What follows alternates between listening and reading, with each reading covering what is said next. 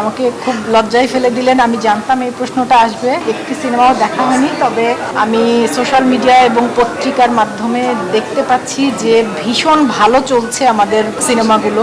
প্রতিটি সিনেমাই খুবই ভালো review. Banalata express, pressure cooker, Prince, দম, সবগুলো ছবি। আমি যেহেতু ঢাকায় ছিলাম না, আমি দেখতে পারিনি, তবে এত ভালো চলছে আমাদের ছবি, সেটা আমাকে এই জায়গার একজন কর্মী হিসেবে ভীষণ আনন্দিত করছে। সবাইকে নিয়ন্ত্রণ তো আসলে আমরা কেউই করতে পারি না। নিয়ন্ত্রণ করতে হয় নিজেকে। আমার জীবন চলার মূল মন্ত্র হচ্ছে আমি যাতে কারো ক্ষতির কারণ না হই। তো এই যে আমি কারো ক্ষতির কারণ না হই, যাতে এখানে প্রথমে থাকে আমার কাছে মানুষ।